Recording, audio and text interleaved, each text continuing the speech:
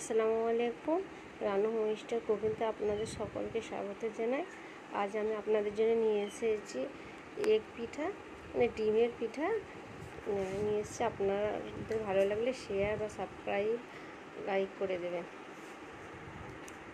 আমি প্রথমে ময়দা নিয়েছি, দেখুন তার মধ্যে নুন দিয়ে দিলাম। নুন দিয়ে তার মধ্যে আমি রিফাইন তেল দিয়ে দিচ্ছি। তারপর আমি ভালো করে আটাটাকে মেখে নিচ্ছি। মেখে নেওয়ার পর আমি এটাকে 10 মিনিটের জন্য রেখে দেবো। এবার আমি গোল করে রেখে দেবো, লেচি করে। এবার আমি ডিম নিয়ে নিয়েছি 3টা, পেঁয়াজ কেটে নিয়েছি, কাঁচা লঙ্কা কেটে নিয়েছি। আমার কাছে ধনেপাতা ছিল না, আমি ধনেপাতা দিইনি, আপনারা একটু ধনেপাতা ইউজ করবেন। নুন দিয়ে মশলাটাকে ভালো করে মেখে নিলাম। ডিমটাকে আপনারা যদি ধনেপাতা পছন্দ করেন দেবেন। তেল গরম হয়ে গেছে, এবার আমি পুরিটাকে বানিয়ে নেবো। দেখুন প্রথমে পুরি প্রথমে আমি গোল করে নিচ্ছি, তারপর আমি কীভাবে দিচ্ছি আপনি দেখুন।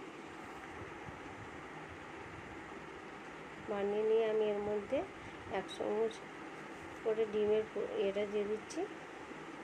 দেখুন আমি কীভাবে দিচ্ছি, কাঁটা চামচে করে, এটা যাতে না বেরিয়ে যায়। আপনারা এইভাবে দেবেন। এটা ইভিনিং বৈকালের নাস্তা চায়ের সাথে খুব সুন্দর লাগে খেতে। আপনি করে দেখবেন, খুব ভালো লাগবে এই নাস্তাটা। দেখুন কীভাবে করে রেখে দিয়েছি আমি। এখানে আমি একটু ভেজে নিচ্ছি তেলের মধ্যে দিয়ে। মুচকুচে করে ভাজা হয়ে গেলে, গোল্ডেন কালার হয়ে গেলে এটাকে আমি তুলে নেব।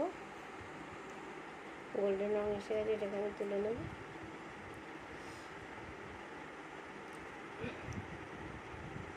দেখুন আমি কীভাবে ভাজছি, এটাকে উলট পালট করে ভেজে নিয়েছি। আপনারাও এইভাবে ভেজে নেবেন, হালকা আঁচে দিয়ে ভাজুন। প্রথমে একটু জোরে আঁচ থাকবে, তারপর হালকা আঁচে ভাজবেন, কারণ ভিতরে ডিমটা হতে সময় লাগবে। দেখুন কীভাবে আমি বানিয়েছি, সব হয়ে গেছে আমার। আপনারা এইভাবে তৈরি করে দেখবেন, চায়ের সাথে নাস্তা করে দেবেন, বাড়িতে জামাই আসলে করে দেবেন, দেখবেন ভালো লাগবে খুব। আর আপনাদের ভালো লাগলে এটা শেয়ার, লাইক আর সাবস্ক্রাইব অবশ্যই করতে ভুলবেন না, কারণ আপনাদের হেল্প আমার খুব প্রয়োজন। আমি নতুন চ্যানেল খুলেছি, আপনাদের হেল্পের খুব প্রয়োজন।